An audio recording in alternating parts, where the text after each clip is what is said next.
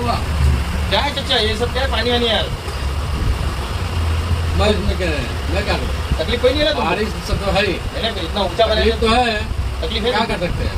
तो कंप्लेन करो ना सब मिलजुल के, क्या मसला है क्या देखो उसका। मतलब वो सामने वाला किया है, बाकी होता नहीं है। तो उनसे बात करो, तुम लोग सब बिल्डिंग अरे वाले कौन मिला के। झगड़ा आदमी कौन क्या बात करेगा?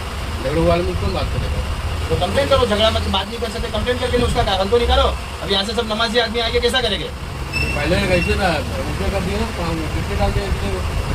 तो जनाब पंचर वाला होता था, वो बवाल करता हो। वो तो बेचारा बीमार है, इसके लिए भी। इसके लिए हाँ, शायद मद्रास गया होता है। दादागिरी का हुआ है ना यार, नहीं बोल तो रहे तुम लोग सब मिली वाले मिलकर बोलते क्यों नहीं है? डरो ना, किससे डरना है? ओए, डरना किससे? कोई नहीं, अरे अल्लाह से डरना है। कोई हर नहीं। बात पे किसी से भी लड़ना है। बराबर। और तुम खुद वहाँ रहते हो, खुद की बिल्डिंग है, खुद का वो घर है, ये तो मेरे नाम पे कर दे, तेरा कर दे, मैं उसको हगा दूं लोग को। खाली बात फैला दे, फिर मैं कैसा करता हूँ लोग। ठीक है। શું કોઈ બિલ્ડિંગમાં રહેતા લોકોને પોતાના જ ઘરના મુખ્ય રસ્તા પર ચાલવાની પણ મંજૂરી ન હોય તો?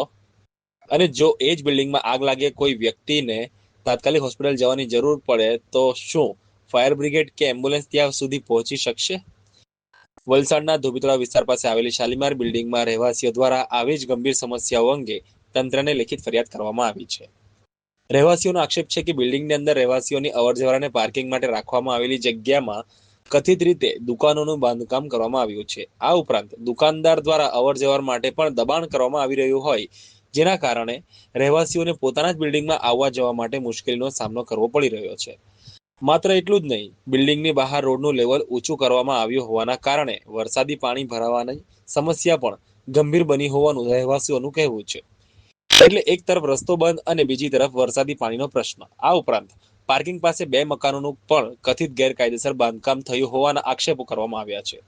પરંતુ સૌથી મોટો સવાલ ઇમરજન્સીને લઈને છે. જો અચાનક બિલ્ડિંગમાં આગ લાગે, કોઈ વ્યક્તિની તબિયત ગંભીર બને અથવા અન્ય કોઈ ઇમરજન્સી સર્જાય તો ફાયર બ્રિગેડ અને એમ્બ્યુલન્સ અંદર કેવી રીતે પહોંચશે? રહેવાસીઓના જણાવ્યા મુજબ બિલ્ડિંગનો જે માર્ગ પ્રવેશ માટે હતો ત્યાં પણ બાંધકામ થઈ ગયું છે, જેના કારણે ઇમરજન્સી વાહનો માટે પૂરતી જગ્યા ઉપલબ્ધ નથી.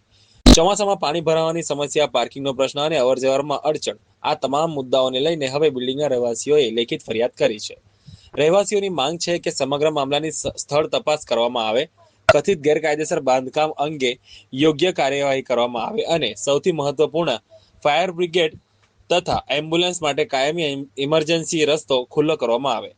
હવે સવાલ એ છે કે રહેવાસીઓની આ ફરિયાદ બાદ તંત્ર ક્યારે જાગશે અને શું કોઈ મોટી દુર્ઘટના બને તે પહેલા શાલીમાર બિલ્ડિંગની આ સમસ્યાનો ઉકેલ આવશે?